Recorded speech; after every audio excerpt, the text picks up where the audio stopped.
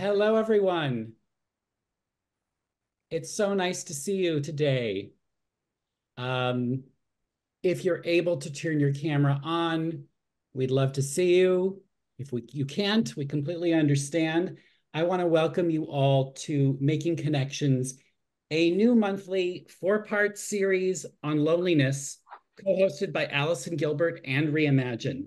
My name is Andy Engel, and I lead virtual public programs at Reimagine. Since this series is all about making connections, please tell us where you are zooming in from in the chat. We want to get that chat active. There'll be time for questions. So as you hear our speakers, if anything pops up, please use that chat to post your question and we will field that to them. A bit about Reimagine first. Reimagine is a nonprofit organization catalyzing a uniquely powerful community, people of different backgrounds, different ages, different races and faiths, people of no faith, all coming together to heal ourselves, our communities, and the world. We support each other in facing adversity, loss, and mortality, and we hope to transform life's biggest challenges into meaningful action and growth. Reimagine resources, support groups, events like this one today are free and accessible to the public. This is made possible by the support and generosity of participants like you. So for those who already made a tax-deductible donation to Reimagine when you registered, thank you so much. Your gift will immediately support our mission to help people of all walks of life transform adversity into action. Before we begin, I do want to share a few Zoom tips with you. You can view a live transcription of what's being said using the CC button at the bottom of the screen, and you can save the chat by clicking on the three dots in the chat box. Feel free to send me and Nicole, or Nicole, Nicole Tan, helping out on today's call. Thank you, Nicole. Please send us a note in the chat. If you're having any difficulty, we can try to help you. And I want to get right to this. I'm going to say a few words about Allison, and then she will introduce our guests. Allison Gilbert is a longtime Reimagine collaborator and host. She is the author and co-author of numerous books, including Listen World, How the Intrepid Elsie Robinson Became America's Most Read Woman, Past and Present, Keeping Memories of Loved Ones Alive, and Always Too Soon, Voices of Support for Those Who Have Lost Both Parents. And she is the co-author of Dr. Ruth Westheimer's forthcoming book, The Joy of Connections, 100 Ways to Beat Loneliness and Live a Happier and More Meaningful Life. You can follow Allison on Instagram, X, Facebook. She's everywhere as A. Gilbert Writer. And now to you, Allison. Thank you so much, Andy and Nicole. It is my favorite time of the month. That means I get to be here with all of you. I love this series. It is really meaningful to me. And I've heard from so many of you that it's meaningful to you as well. So thank you. I'm going to say a few housekeeping pieces of information just to add to what Andy said, but different. I encourage you, if you are in a safe place and you feel comfortable, to turn on your camera. We are here to discuss loneliness and isolation. And one of the things that we can do to feel more connected is to see other humans, to make eye contact.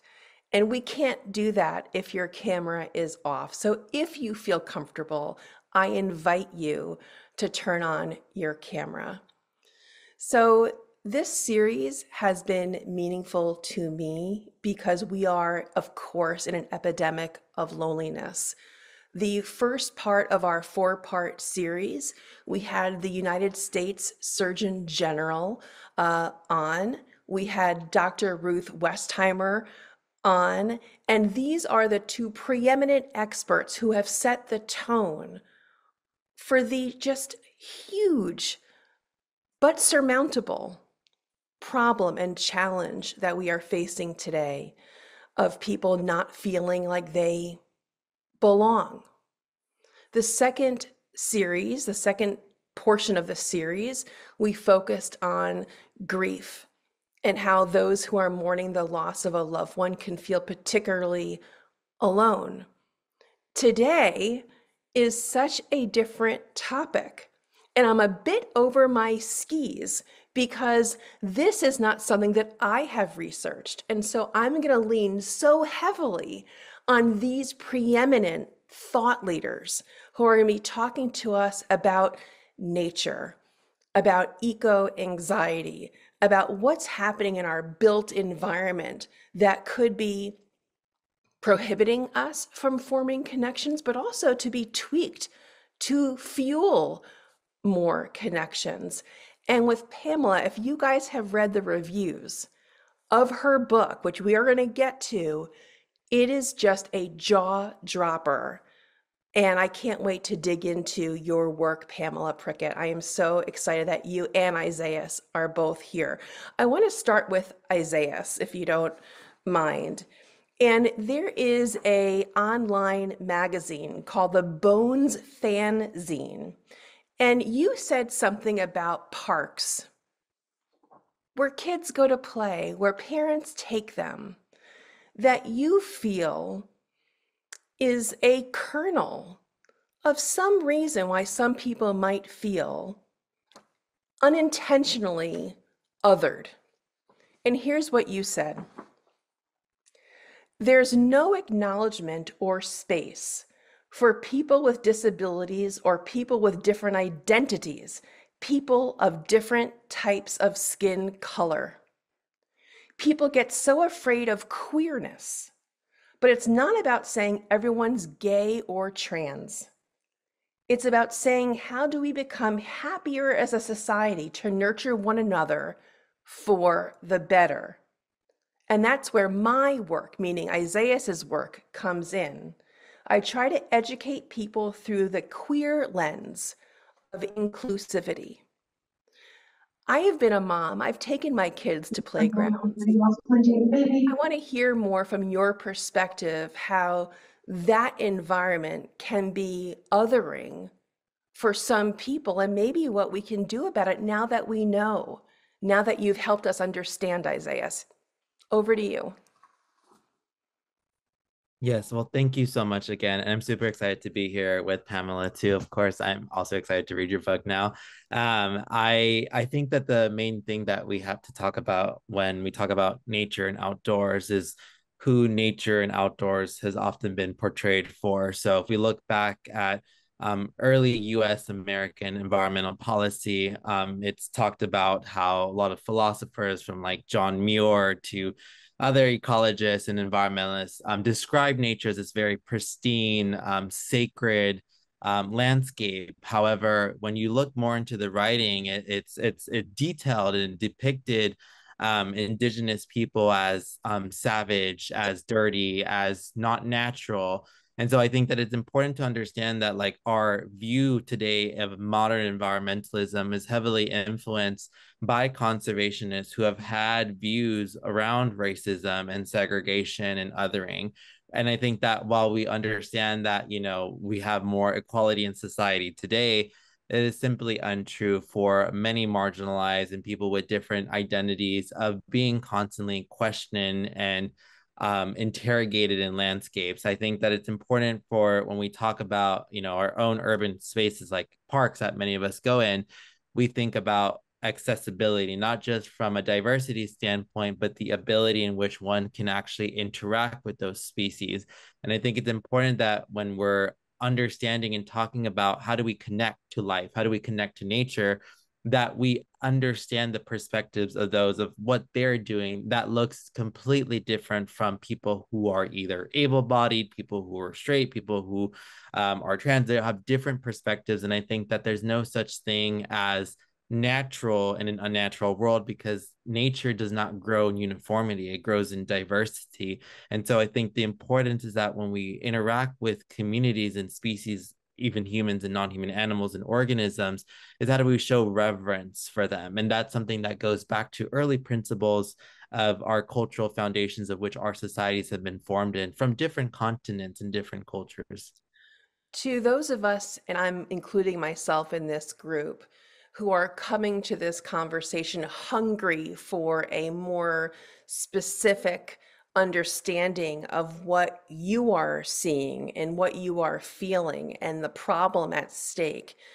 You walk into a park, and what don't you see that you feel in a world that we can build better should be constructed? Help us understand with specificity what would be useful in this conversation.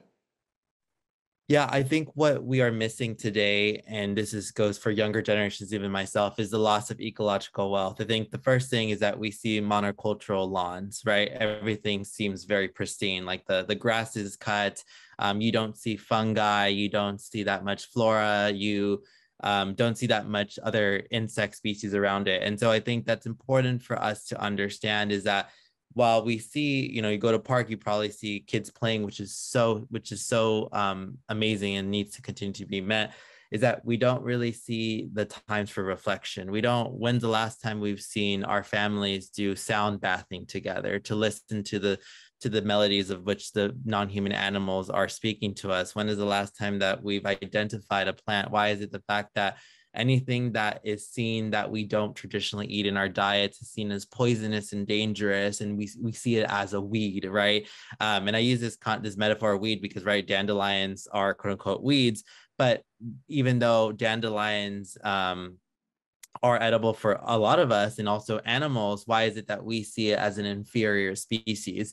So I think those are kind of like, the more conceptual, more in depth. But I think that the other thing is that I don't see people with disabilities being able to roam around the park because sometimes they don't have access to a sidewalk that's actually movable. You don't have other resources for clean water, as an example, in some parks, or you see a lot of littering and trash in these environments. And so these are kind of like ways in which I think that what I'm trying to describe more is that how is it that we go to parks to connect, but we're only connecting with the very few people that we go with, but we don't see really much engagement of other communities talking to each other or learning from each other. These are things where I feel that as a kid growing up, festivals were something that I went to as a kid to learn and to really understand relationships with people.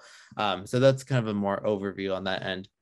I really appreciate that. And I know this is the perfect segue to bring in Pamela, because part of your love of the outdoors came from Los Angeles when you were a kid. And so I want to talk to Pamela about her work. I have your book right here, Pamela, The Unclaimed. Do you guys see this? Abandonment and Hope in the City of Angels. This book is so illuminating to me. You talk about up to 150,000 Americans. Did you guys hear that? 150,000 Americans now go unclaimed every year. In the New York Times, they talked about your book and they said social isolation is caused, of course, by eroding family ties, which is the kernel of maybe this particular problem that you've illuminated. So what is the tie between what you are highlighting in this book, these unclaimed bodies, and this epidemic of loneliness that we're in, but I'm sure didn't just start with this epidemic, which was only proclaimed an epidemic in 2023. So help us understand this tie. Absolutely. Well, thank you so much, Allison, and to Imagine to having me on to have this opportunity to talk. It's really a pleasure to be here. And events like this are so incredibly important for us to start to have some really difficult but necessary conversations to talk about how do we make spaces more equitable? How do we make them more welcoming? How do we create a more inclusive society? And so I'm really honored to be here. I think that, one thing I should just sort of back up and explain, who are the unclaimed and who am I writing about in this book? The unclaimed are people who, when they pass, they have no family willing or able to claim their bodies. And so this is a growing phenomenon across the United States. In our book, which I co-authored with a professor from UCLA, Stephen Timmermans, we really focus on what happens in Los Angeles because death is a very local event. And so, how each county organizes a response to the problem of not having family to claim the bodies is quite local. So we studied Los Angeles for many, many years. And I hope that Isaias and I can talk a little bit more about LA and what we've learned from these experiences of that particular city. But we looked at what happens when basically the county of Los Angeles steps in to fill the role of family. So if you die in America and you don't have a will and you haven't determined what will happen to your body after you pass, it falls on your legal next of kin. And I'm sure Isaias and Allison that you guys can also speak to this, but that doesn't always match who our legal next of kin is, doesn't always match how we live our lives. So we're finding that more and more Americans are building communities. They do have connection, but those connections may not be recognized by the law when it comes to who's allowed to claim. So that's one aspect, right? And the other is this notion of social isolation and loneliness. I'm a sociologist, so I've been trained to distinguish between the two, but I know in kind of, everyday discourse, we tend to use them interchangeably, but we're really looking at people for whom, you think of this kind of the urban myth of the loner, right? Living alone in their apartment, not maybe always getting out into nature, not having a lot of social ties. And that's absolutely true. There are many, many Americans who are kind of leading these very independent lives.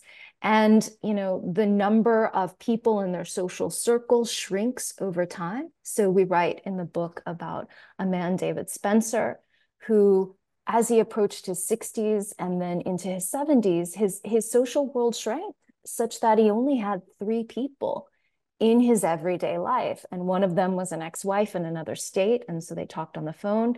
The other was a neighbor and the apartment manager of the complex that he lived in for many years. So when he passed, what we discovered is that he was estranged from his family of origin. Those are the people who have the legal task to claim the body. And so we find these stories over and over again in we write about 4 people in depth in the book, but we studied hundreds and hundreds of cases of individuals and many people like David. And then there's others like Lena who we write about. And, we Americans are taught to be independent, right? That like you go it your own, you don't be a burden on other people.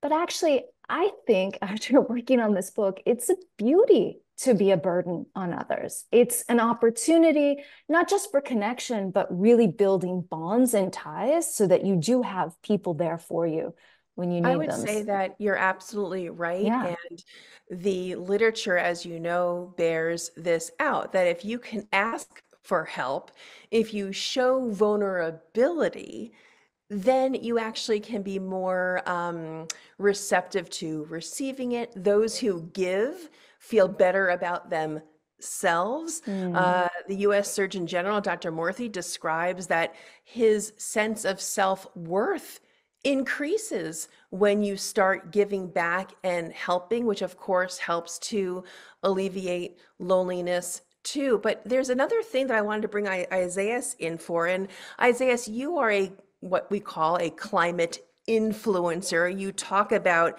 eco-anxiety. There's one thing that you said, that too long our concerns about the environment have been about polar bears and saving wildlife, but we're not talking about the concerns of nature, perhaps in the less cute and cuddly and furry way, about the human way. And what's remarkable to me, if you follow Isaias, and of course everyone should, you are on Twitter, you're on Instagram, you're on Facebook, all of it is queer, brown, vegan.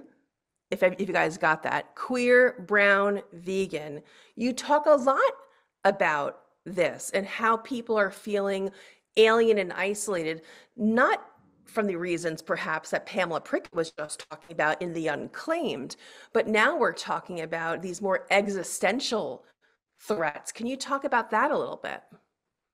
Yeah, no, I love Pamela's thing because definitely it's all interconnected, right? From the isolation, loneliness to the climate crisis. I think from the environmental lens, it's important to kind of address straight off the fact that like nearly 56% of young people think humanity is doomed, which is related to loneliness, because I think that's something to talk about. But I think that one of the things that I really talk a lot about in my work is like how our dominant cultural system in America today very focuses on the humanizations of non-human logos. Is that there was a study done of this like exam, or not an exam, it was like a teacher doing this exam. He showed 5 plant species on the left side and 5 brands, and he showed it to the kids, and he asked the kids to identify them. All the kids knew how to answer all the 5 brand logos.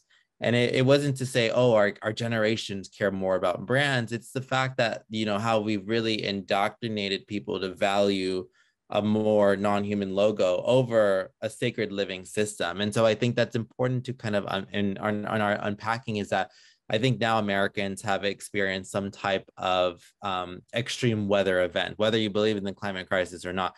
There's been extreme weather. Now, often at times, and this goes back to Pamela's point and what she was saying, especially people who end up, alone, is that in times of crisis, like flooding or heavy, fires that hit the West Coast or in the East Coast, people who are left behind are usually people who are elderly, people who are disabled, people who are single and don't have any family. So they are the ones who are often left as the victims of the crisis. And so I think it's important when we're trying to understand, like, okay, well, what does the environment have to do with loneliness? Is that, it's a death sentence for many people. And knowing the fact that America today, I think that, I'm writing my book proposal right now as we speak. I found this very cool factoid. Wait, what? You're writing what right now? I I'm didn't writing hear a that. book proposal, but I'm in the early stages. But I think that it's important to note that a lot of young people don't trust their neighbors today, and the most climate solution I always say is knowing your neighbor, because yes, 911 can help you, but your neighbor is the one that you trust the most. And a lot of young people, I think nearly half of them, don't trust their neighbors. So this kind of feeds on to this idea of like our social security nets of what older generations grew up on as like, yeah, like, of course I knew my neighbor, or like, oh, of course, like I'll give a ride to someone. Oh, of course, this is more of a community collective effort. Younger generations don't really have those as much of those strong relationships as we do. And the only places that we practice that a lot is in college. You see the examples of a walkable city. You see examples of like what it means to have healthcare, dental care, food, groceries, all walkable, right? No car needed. But then you get more into these different areas. It's so important to know that like in rural areas, they're already dispossessed from having resources available to them. So that makes their survivalhood for community really hard to find, and also to understand whether or not they can believe in themselves. And I think when people try to make fun of young people, like they're just complaining, it's like, I don't think it's complaining. It's more about we've lost a lot of places in which young people can go. Back in the 80s, 90s, people would use the malls, I guess, to hang out with their friends. Our generation didn't really, I mean, I kind of grew up with it, but I didn't really see it as a place to kind of connect with people. And of course, phones, the discussions around phones is another thing, but I think it's very important to understand, like, because we have disconnected a bit of ourselves of what it means to take care of a living system, a lot of us feel disempowered of like, well, how does it mean to really take care of our friends or our family or our loved ones? And that kind of adds into this factor of like, okay, well, if what happens if I don't care? And the long-term thing is loneliness. It's interesting what you had talked about, that in crisis, there are certain populations that we can historically predict are left behind. There's a different type of abandonment that Pamela talks about in her book, The Unclaimed. And Pamela, you're a sociologist, you're an associate professor at the University of Amsterdam, coming back to California soon. I think you mentioned to me Pomona, right? In Pomona, California. So you bring a lot to bear to this conversation about abandonment. And to me, what was so interesting is that the New Republic ran a headline when it was talking about your book, The Unclaimed. It says, LA doesn't have a homelessness crisis. It's a crisis of abandonment. And that is what is fueling all of these unclaimed bodies. And so maybe we can talk about that as an extension of what Isaias was just talking about. Yeah, absolutely. I think Isaias is I'm so grateful to bringing attention to the kind of generational differences that we're finding in America, right? So when we talk about loneliness, we have to think about how things are different for younger generations, Gen Z, millennials, versus older generations. I definitely grew up going to the mall and the roller skating rink, so I'm just aging myself there. But one thing that I think we found in the course of the book that surprised me, that I think is going to be an even bigger issue for younger generations, for Isaiah's generation, is that about connections with family and parents in particular. So Allison, I know that you've written extensively on parentless parents, right? And so the particular kind of changes to the life course, how that changes your view on life. We ended up studying people who are parentless in many ways and through estrangement.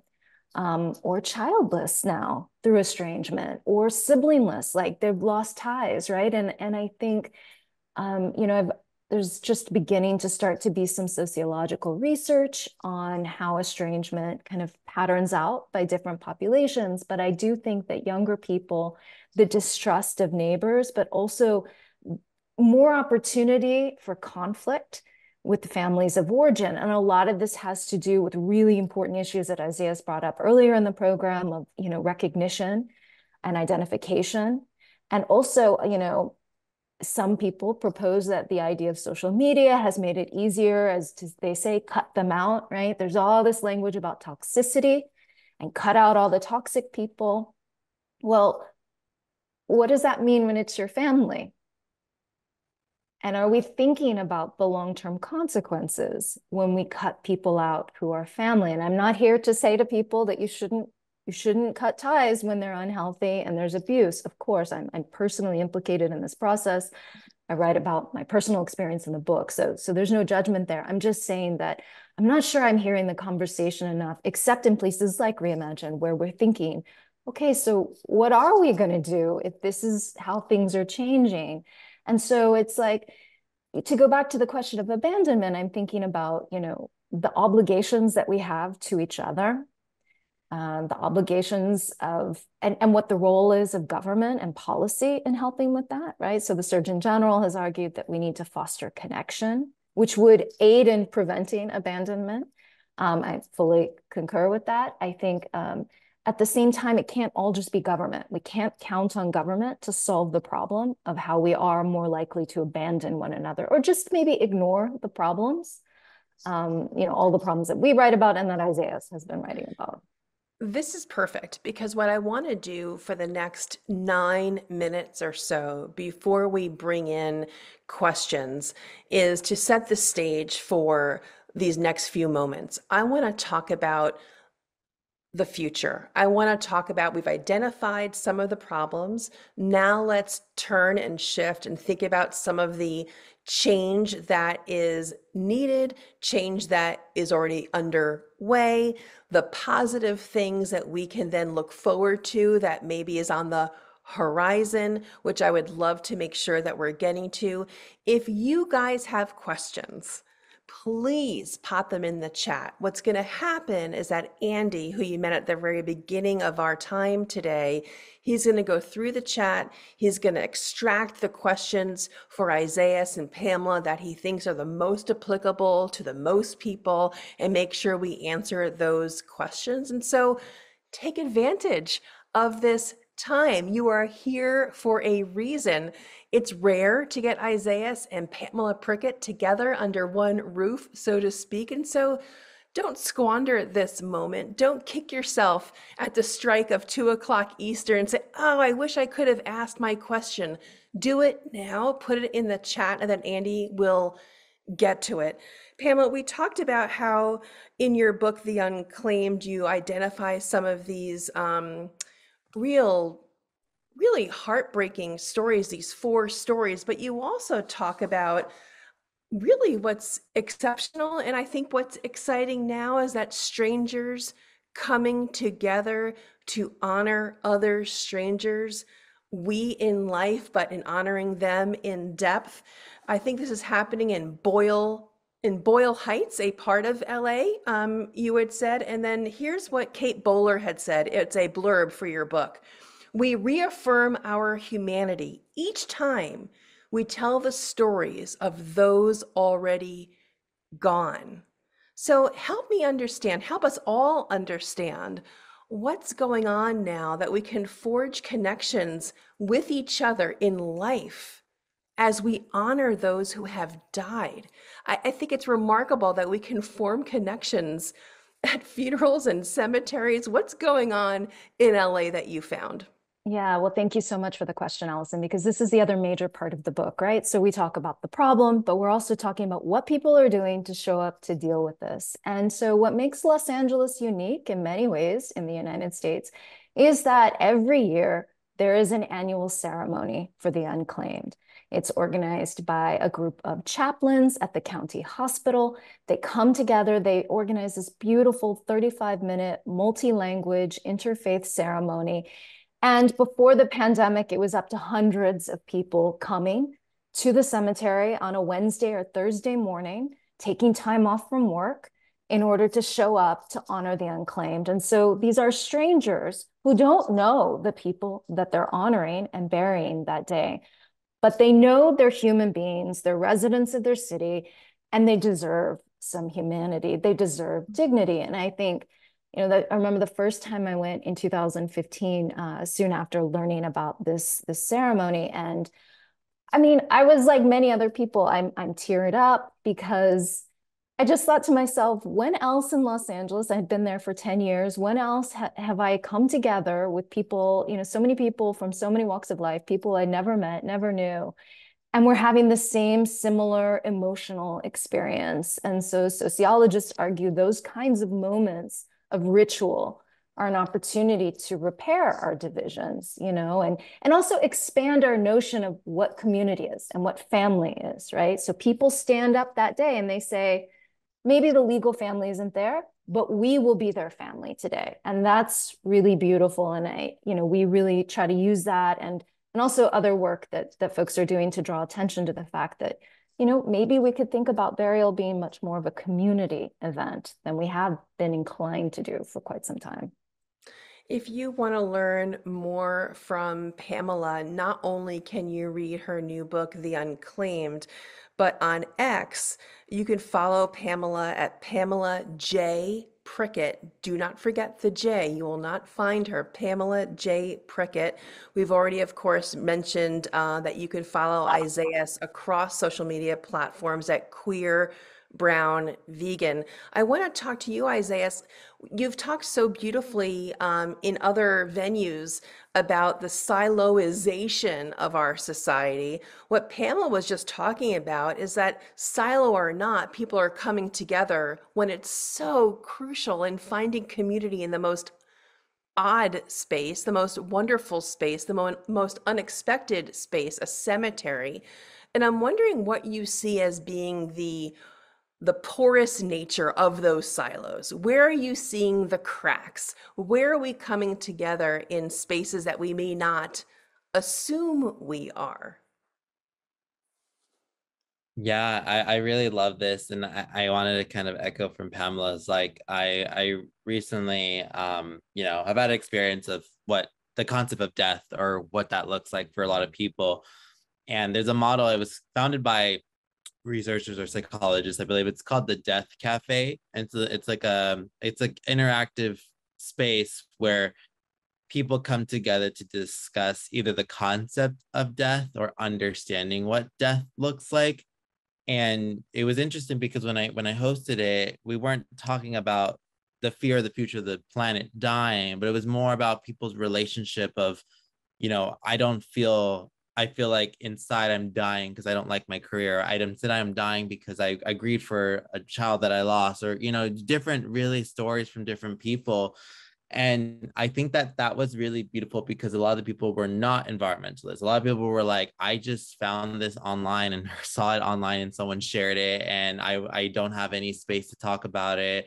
I can't afford therapy, and I don't expect this to be therapy. I just expected a place where I can just feel seen and not you know, do that. And I think that like these types of groups have always existed for like decades, and I feel that you know, for younger generations, we can sometimes see that as a very hard thing to do because we've been so kind of grown up to be cautious of a lot of people. And in today's era, there's a lot of valid reasons why we should be cautious because of exploitation, of abuse, and other things have happened. But the other thing I like to say is, like, I think that when it comes to like democracy, for example, and finding bipartisan discussions, I was someone growing up as a young person that probably would not put myself with people with different centrist or conservative views. And now being able to be invited to talk to them, I think that,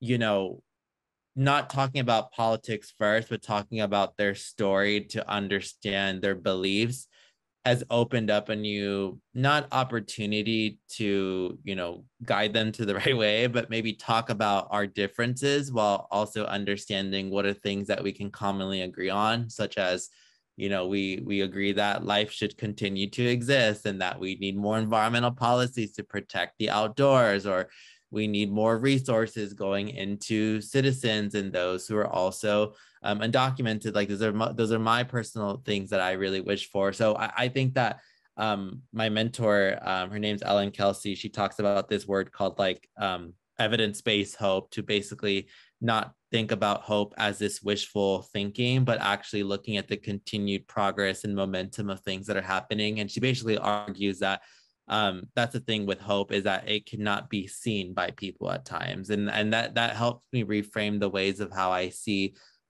ecological landscapes of like species coming back. And like, you know, these are experts in different industries really working together. And I think models like the Death Cafe or Climate Cafe models that are coming up in grassroots, young people are doing them.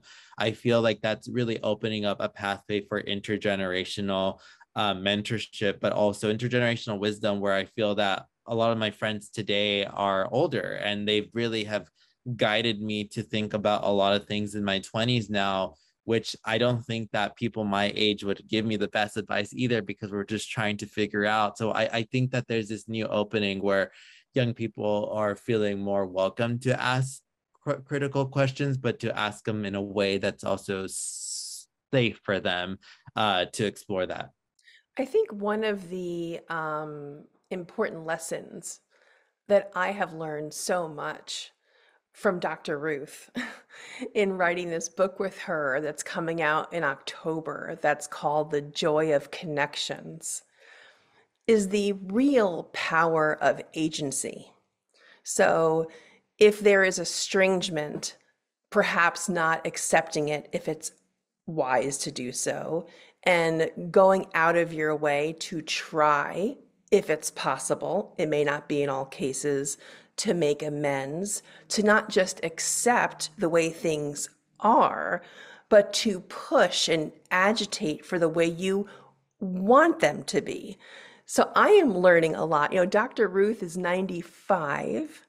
She'll be 96 when this book comes out. So when you talk about the power of oh, I'll show you the cover. This just off the press. The Joy of Connections. Yay! When you talk about learning and being smarter from talking to people who are not in your generation, I feel like that is the wisdom that we are learning, or I'm learning writing this book with her. Andy, I want to bring you back into our conversation. I know you've been paying very close attention to the chat. As you come back in, I want to remind people that one way you can have agency and forge new connections is to not just be done and turn off your Zoom at the strike of the hour. What you can choose to do is continue this conversation. Pamela Prickett is at Pamela J. Prickett on X. I'm at A. Gilbert Writer on all platforms. I can use the followers, come along. We have Isaias, who is on Twitter, Instagram, and Facebook at Queer Brown Vegan. And by the way, I should mention, of course, Pamela and Isaias both have websites. Pamela's is pamelaprickett.com. You can learn more about the unclaimed there and her other work. And Isaias, you're at queerbrownvegan.com. So it's up to you guys. Turn off your camera at the strike of the 2 o'clock hour, or continue the conversation and be connected with all of us. I hope you choose to be connected. Andy, let's go to the questions. I saw a really important question from Lauren. How much of claiming versus abandonment is economic? Funerals, burials, and cremations are expensive. Is this more about reluctance to assume financial responsibilities than lack of social connections, or both? And there was sort of a follow-up question to that about how other countries handle these issues. Okay, great questions. So we deal with this at length towards the end of the book, after we've kind of taken you through the stories. And so I kind of recap a little bit of that, what's in the epilogue. You know, I came into this, so my research before I did The Unclaimed was to study a mosque in South Central Los Angeles. And my areas of study were religion and inequality or poverty and neighborhoods. So I was really looking at, what community does to sort of help people as they're facing difficult socioeconomic positions. And that's how I came into this topic, in fact, through somebody who was in that mosque community that was at risk of going unclaimed. And what I found there is that members of the community were really opposed to cremation, which is what happens. And this was for religious reasons. That's what happens to somebody who goes unclaimed. So the member who was at risk of going unclaimed, they rallied, they held a fundraiser, they went and got legal representation in order to get the right to claim her. So this is the story of chosen family stepping up to claim. And so I came into this project thinking, oh, it's going to be much more a story about poverty or funeral poverty. And I wish I could tell you that's what I found. I really do, because then I feel like it would be an easier problem to solve. The truth is that money was one important factor, but it wasn't the biggest factor. It really was estrangement. And it makes a lot of sense that if the county calls you, and let's say you have an Uncle Joe who you haven't spoken to in a decade or more, and the county calls you and says, well, you're the legal next of kin, it's your legal responsibility, your duty to do this. At that point, $8,000, which is about the average cost of a funeral, it doesn't make sense maybe in that context, right, for you. And it is expensive. And Jessica Mitford, showed this in the 1960s. It's been expensive for a very long time, but overwhelmingly the data points to estrangement and social erosion of ties. And also the law not recognizing what I talked about earlier about who might be the right person to claim is not always the legal person designated with the task. So I want to argue that going forward in America, one of the things we need to be doing is expanding notions of kinship and family to include more people. And some federal policy is starting to do that, but it's really, we're lagging to the times. I mean, most of us don't live in what's considered a standard family anymore. So the law, and policies need to catch up for that. And that is surprisingly pretty common in other parts of the world as well. I know we have this image of many places in Europe as being much more open to, and they do have more open and inclusive policies, but you also find rises in people going unclaimed in the UK, in the Netherlands, in Germany, as well as in Asia. I mean, South Korea and the place that has dealt with this the most in public conversation is Japan. And in Japan, what they've done is they've used the unclaimed as really a kind of mirror to reflect back on what's happening with society. And they're finding that it is changing notions of what do we owe each other, and the loss of or the decline of multi-generational households, right? So this is an international concern, poverty and economics obviously are incredibly important, and I don't want to downplay that. But we saw situations where people could have had the funeral paid for and they still didn't show up. It was strangers who showed up in those cases sometimes. So that would That be was a my great question. And thank you, Pamela, for such a thoughtful response. Andy, back to you. Thank you. I'm just curious, Isaias, if you have more reflections on this topic of chosen family, or I like how queer writer Armistead Maupin describes his logical family as opposed to his biological family. Yeah, absolutely. I think that, collective, humans have grown up as collectivist cultures. There's never been such a thing of like a single, I mean, there are very rare cases maybe of people growing up, but we come from a collectivist society. I think one of those introductions I always speak about is that when I went to Berkeley, I lived in a cooperative house that was 140 people. It was a former hotel that got renovated into a big house. And in that cooperative house, that's where I learned about how do communes, I guess, operate. It wasn't really a commune, it was obviously a certified by the university, but it was this way of like sustainable living that allowed us to really have different roles. And like there was the manager, there was the council lead, and obviously it wasn't like there are like parents, but it was very good to see this like structural community that was based on that. And throughout that, I remember for a lot of people with either disabilities who are queer and trans, who are marginalized, that end up seeking a lot of spaces in respective identity spaces, they often find their chosen families. And I think that's a beautiful thing where, I think that in my mind, the nuclear family models had tried to install this vision of like a binary set view of like, this is your mom, this is your dad, and these are your siblings, or you're just yourself, like, and this is your parents. But I think that like, for decades, and I think this is true for many immigrant kids, is that my godmother acted as my grandma. Even though she wasn't blood related to me, she took care of my siblings and I when my parents had to work, and I saw her as my grandma, even though it was my godmother. And I feel like in different cultures, it's always different people taking care of the kids. Like it's not so much like the parent was always the one taking care, which majority of the time it is true, but it's the siblings, it's the cousins, it's the aunts, it's the uncles. Like you really, and it's true where that statement comes from. It's like you need a village to raise a family, or you need a village to raise yourself and to nurture yourself. And I feel like for older adults, I was talking to friends about how we want to buy property together because in America's economy, we can't afford a home anymore. So can we invest in a home together and make it and renovate it? These are kind of examples where I feel like, chosen family is really key as a solution for a lot of people to prevent not to prevent, but to hopefully avoid the loneliness, or to avoid the person being isolated from society. I think that it is really hard today in today's economy to find those communities. But I also know that they exist, and they've continued to exist for decades, like churches, shelters. They're all community homes too. I think that sometimes people see them as like, oh, those are places where you don't want to go, but those are actually sanctuaries for a lot of people. And that's where I really feel that it's important for each and every one person to find that sanctuary that they find at home. I would like to just add one thing, if we don't mind. I saw in the chat that there may be some thirst for some concrete, actionable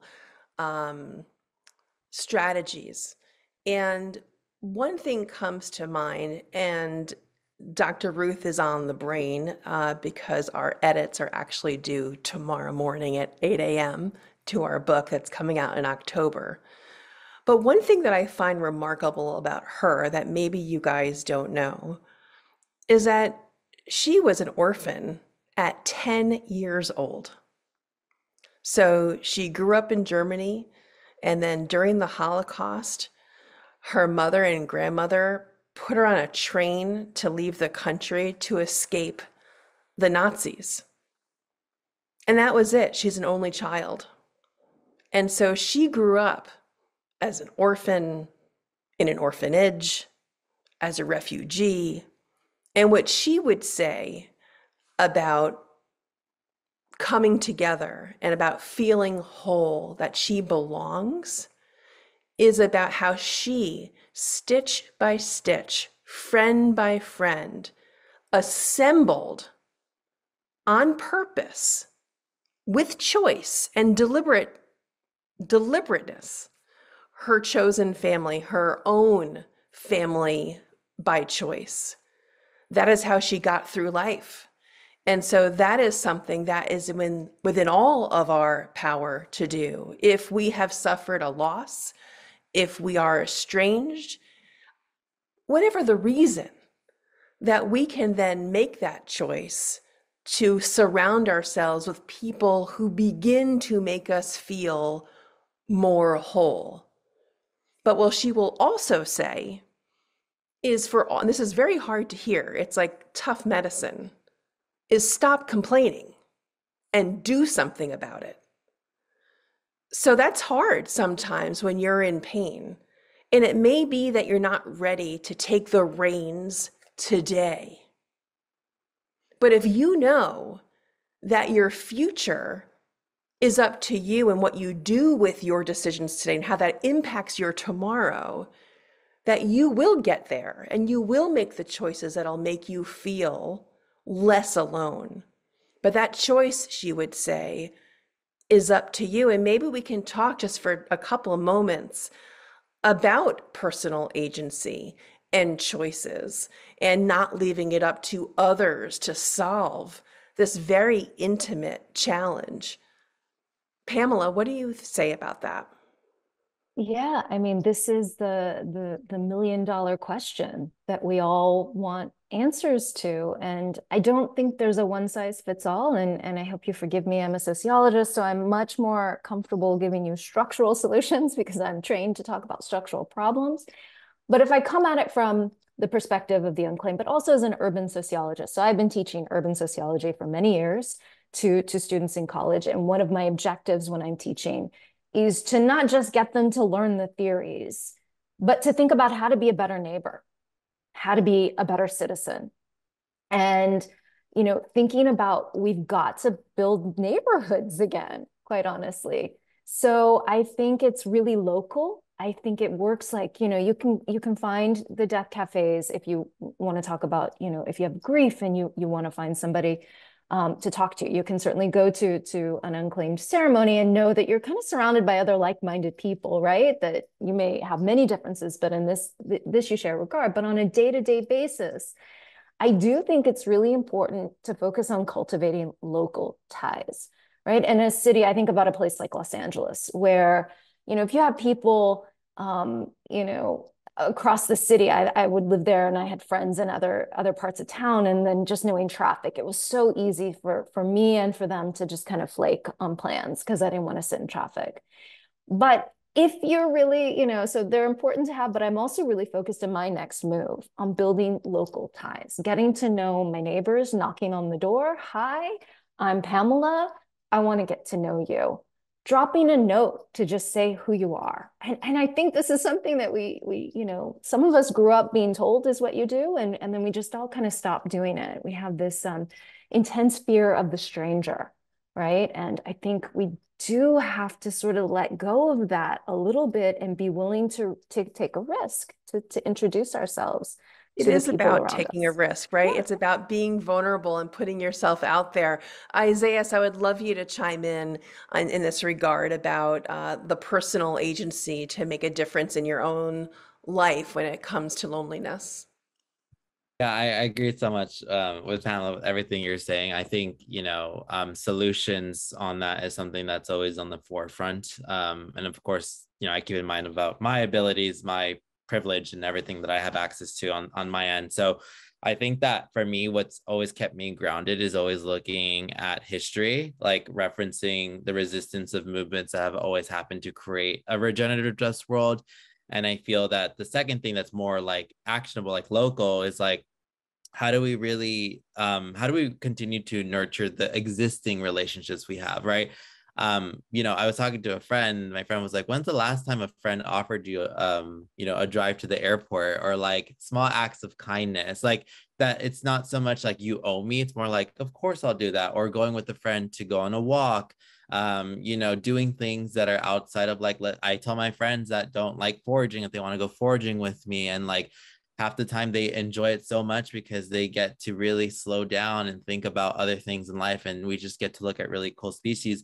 I think that even within the existing time constraints around time poverty, where everyone's like, I don't have enough time to even cook for myself, potlucks have been really cool things that me and my friends do once a month. We do it at each other's places, and we bring either a dish that we make, and it's honestly so wholesome, because I think that like, I didn't realize how much I missed the communal moments of eating together. And I feel like those are things where it's like, we're not putting a like $1,000 potluck dinner. It's like a $20-$30 budget per person, and see what you can make with the groceries that you can get. And I feel like those are moments where our solutions to get people to realize that they're not alone, and also inviting their own friends in different groups and having those larger social networks.